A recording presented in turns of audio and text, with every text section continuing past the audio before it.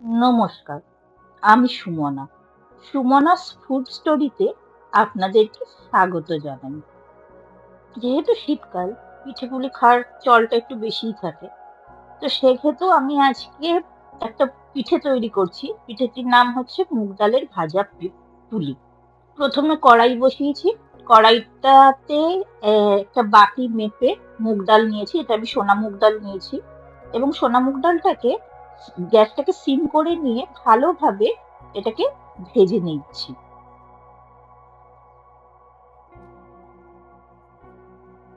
বেশ কিছুক্ষণ টাইম ধরে ভেজে নেওয়ার পরে আমি ডালটার মধ্যে জল দিচ্ছি। এটা আমি ডালটাকে ধোবো, সেই জন্য জলটা দিলাম। এই সময় গ্যাসটাকে অফ করে দিয়েছি। ডালটাকে ৩-৪ বার ভালোভাবে ধুয়ে নিয়ে তারপরে আবার আমি গ্যাসের মধ্যে ডালটাকে বসালাম। এবার আমি যে বাটি মেপে ডাল নিয়েছিলাম সেই বাটি মেপেই ১.৫ বাটির মতো জল আমি এই ডালের সাথে মেশালাম এবং সাথে সামান্য একটু লবণও দিয়েছি এই ডালটা সিদ্ধ হওয়ার জন্য। গ্যাসটাকে লো ফ্লেমে রেখে ভালোভাবে একটু সময় নিয়ে ডালটাকে সিদ্ধ হতে দিতে হবে।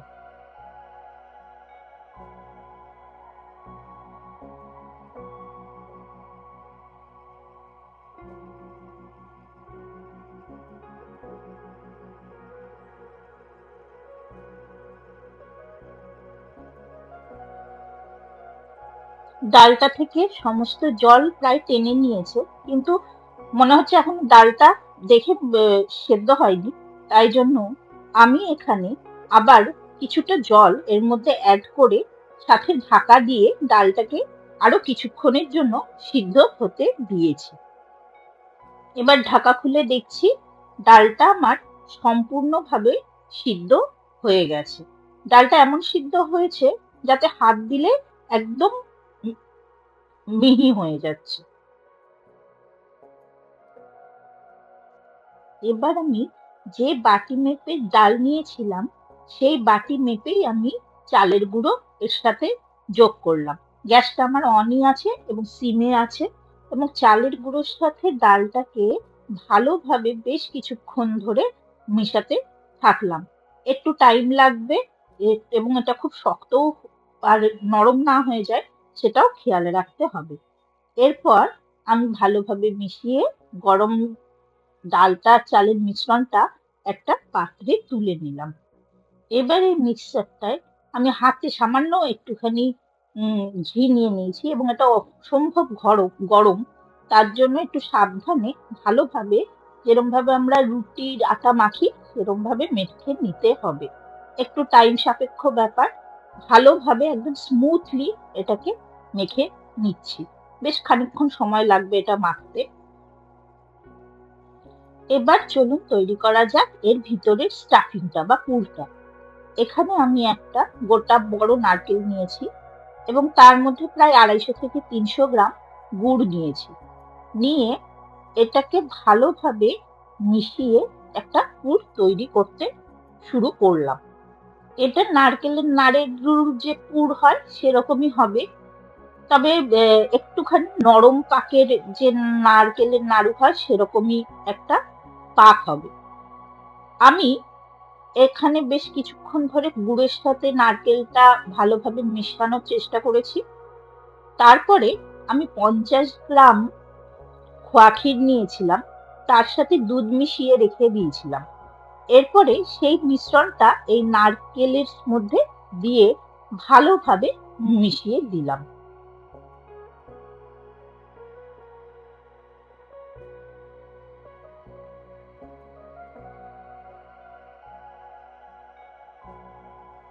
এরপর আমি ৩ চামচ গোবিন্দভোগ চাল একটু ভালো কোয়ালিটির নিয়ে সেটাকে দুধে প্রায় ০.৫ ঘন্টা ভিজিয়ে রেখেছিলাম। ভেজানোর পরে সেটা মিক্সিতে ভালো করে একদম মিহি পেস্ট করে নিয়েছি। নিয়ে সেটা এর মধ্যে দিয়ে দিয়েছি। দিয়ে এবার খুব ভালোভাবে এই নারকেলের মিশ্রণটার সাথে এটাকে মিশিয়েছি। একটা টাইমে এসে দেখা যাবে যে এটা অটোমেটিক্যালি প্যান ছেড়ে দিয়েছে এবং একটা অয়েলি এবং খুব চিপচিপে নয়, একটা সুন্দর একটা টেক্সচারে এসে গেছে এবং যেহেতু গোবিন্দভোগ চাল পড়েছে একটা সুন্দর গন্ধও আসছে। তো এই সময় আমি আমার গ্যাসটা বন্ধ করে দিলাম এবং এই নারকেলের মিশ্রণটি একটা পাত্রে ঢেলে একটু ঠান্ডা হতে দিলাম।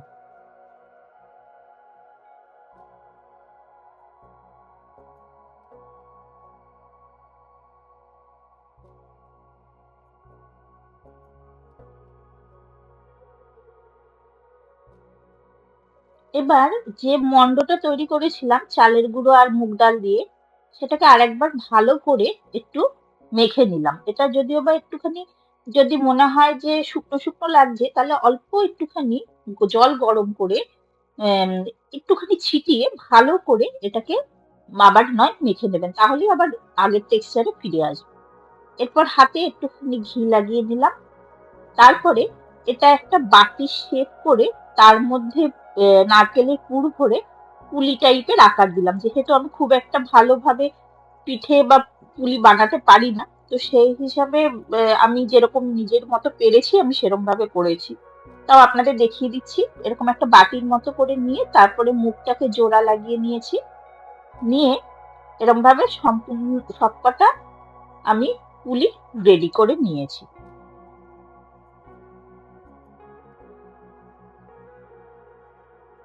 যদি দেখেন যে পিঠে বানানোর সময় কখনো স্কিনটা খুলে যাচ্ছে, মানে মুগ ডালের যে বেসটা বানিয়েছি ওটা খুলে যাচ্ছে, ওখানে সামান্য একটুখানি এই মুগ ডাল লাগিয়ে তার উপর দিয়ে হালকা একটু দুধ দিয়ে ওখানটায় ভালোভাবে পেস্ট করে নিলেই দেখবেন ওই জায়গাটা ফাটা অংশটা বন্ধ হয়ে যাচ্ছে।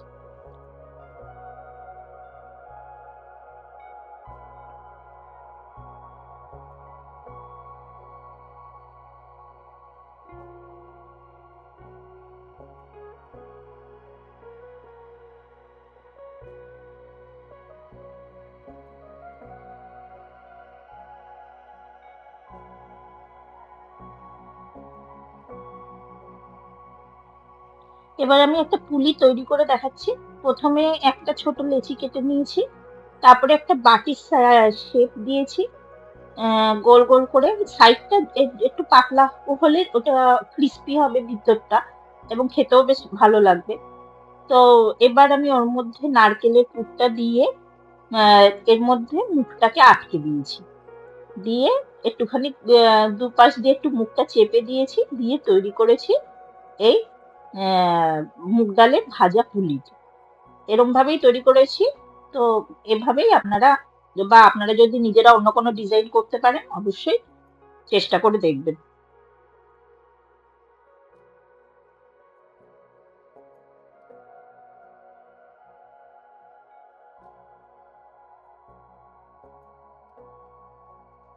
এভাবেই আমি সমস্ত পুলিগুলো তৈরি করে নিয়েছি। এরপরে গ্যাসে কড়াই বসিয়ে বেশ খানিকটা তেল নিয়েছি যাতে ডুবো তেলে ভাজা যায় সেরম ভাবে। প্রথমে তেলটাকে খুব বেশি গরম করিনি এবং একদম লাইট ভাবেও গরম করিনি। উষ্ণ একটা গরম হবে যাতে তেলে ছাড়লে সাথে সাথে এই পুলিগুলো পুড়ে না যায়। তো সেরম ভাবে এই তেলের মধ্যেই আমি 3 থেকে 4 চামচ, বড় চামচে 4 চামচ ঘি মিশিয়ে নিয়েছি। তেল আর ঘিয়ের গন্ধটা বেশ সুন্দর একটা গন্ধ দেবে সেই জন্য। এরপরে আমি ভালোভাবে এই মুগ ডালের পুলিগুলোকে ক্রিস্পি হওয়া অবধি ভেজে নিচ্ছি। এটা একটু টাইম সাপেক্ষ ব্যাপার। টাইম সময় নিয়ে আপনারা একটু ভাজবেন, তাহলে দেখবেন মুগ ডালটা হলুদও একটা হালকা গোল্ডেন ব্রাউন হবে এবং এটা একটা ক্রিস্পিনেস আসবে। এরম ভাবে একটু সময় নিয়ে ভালো করে আমি মুগ ডালের পুলিগুলোকে ভেজে নিয়েছি।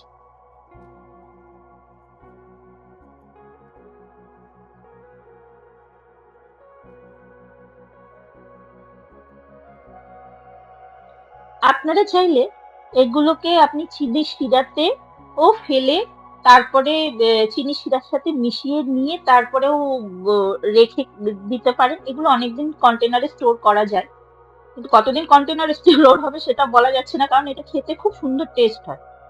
তাই জন্য আমি অন্তত চিনিতে আর ডিপ করিনি। তো আমি জাস্ট নর্মাল ফ্রাই করেই এটাকে পরিবেশন করেছি। তো এই ছিল আজকে আমার রান্না, মুগ ডালের ভাজা পুলি। একবার ট্রাই করে দেখুন বাড়িতে, অবশ্যই ভালো লাগবে। এর টেস্টটা অন্যান্য পিঠের থেকে একটু আলাদা হয়, একটা নোনতা মিষ্টি টেস্ট আসে। ধন্যবাদ। চ্যানেলটির সাথে থাকবেন, পাশে থাকবেন, আর চ্যানেলটিকে সাবস্ক্রাইব করে যাবেন।